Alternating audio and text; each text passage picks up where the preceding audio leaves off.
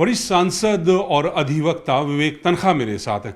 Sir, Vijay Shah को लेकर supreme court की सख्त टिप्पणी हुई है।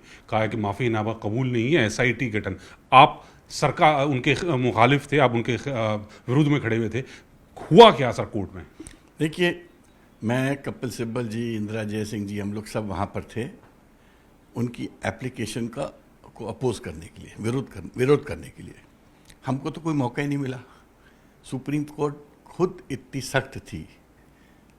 आज सुप्रीम कोर्ट ने एक प्रकार से जो पाठ मंत्रियों को देशभक्ति का पढ़ाया है, ये हर मंत्री को याद रखना चाहिए, हर पब्लिक फिगर को याद रखना चाहिए। With every position goes responsibility. आप अपनी ज़बान और अपने शब्दों पे आपको अंकुश लगाना चाहिए और इतने क्रैश स्टेटमेंट्स बिल्कुल नहीं देने चाहिए।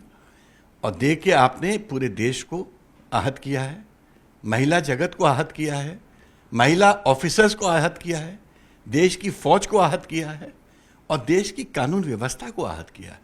और सुप्रीम कोर्ट की जो आज टेम्पलेट था, आज मैं कह सकता हूँ कि 140 करोड़ जनता इस टेम्पलेट को एडमिरेशन से देख रही थी या सुन रही थी। और इसके 2-3 फॉलोआउट्स होंगे।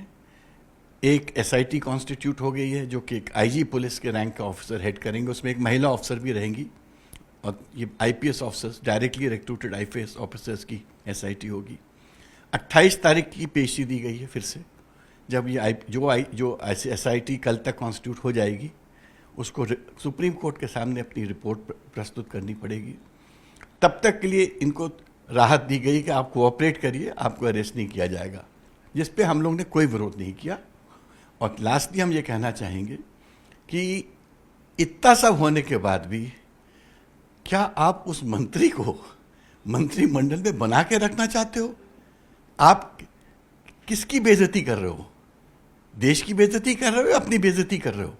मतलब ऐसे मंत्री को बना के रखना भी देश का अपमान है।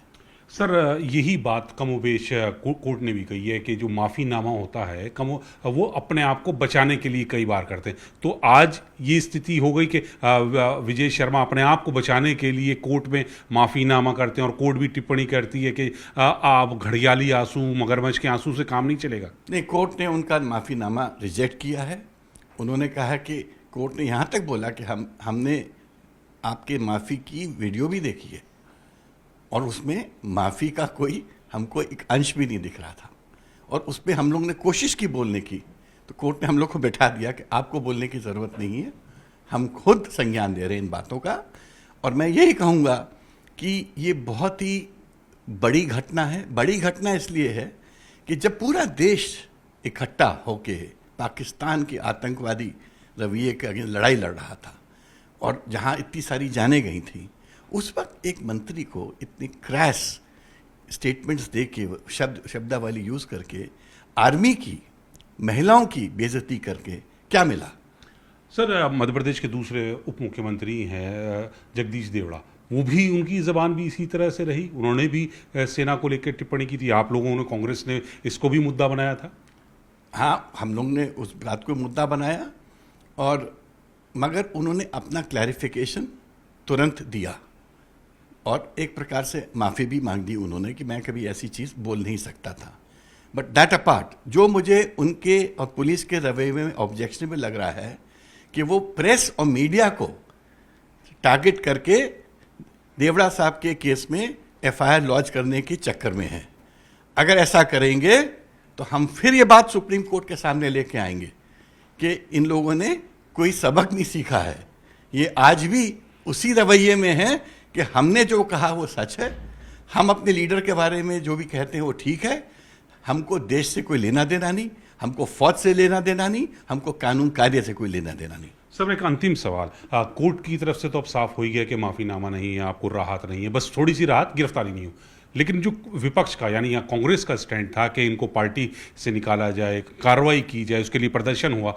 अगर भाजपा ने कोई एक्शन अभी भी नहीं लिया तो आपका विरोध प्रदर्शन इसी तरह से जारी रहेगा? देखिए, ये तो पार्टी डिसाइड करेगी कि उनको किस लेवल तक प्रदर्शन करना है या विरोध करना है। बट मैं एक चीज़ जानता हूँ कि जो आज टिप्पणी सुप्रीम कोर्ट ने की है वो देश के 140 करोड़ जनता की आवाज़ थी।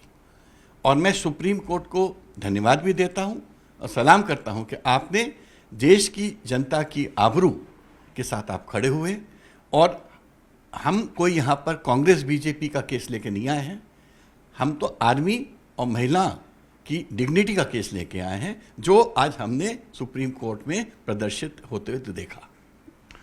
तो विवेक तनखा साहब कह रहे हैं सुप्रीम कोर्ट, तो विवेक तनखा साहब कह रहे हैं कि कोर्ट ने 140 करोड़ लोगों की भावनाओं को सामने रखा है, इसीलिए मंत्री विजय शाह को राहत नहीं मिली है। उनको सिर्फ थोड़ी सी राहत गिरफ्तारी की नहीं है, लेकिन 28 तारीख को उनके दोबारा पेशी होगी और एसआईटी अपनी रिपोर्ट पेश करेगी। कैमरामैन सोनू के साथ नई दिल्ली से अशरफ काज़मी, न्यूज़ 18।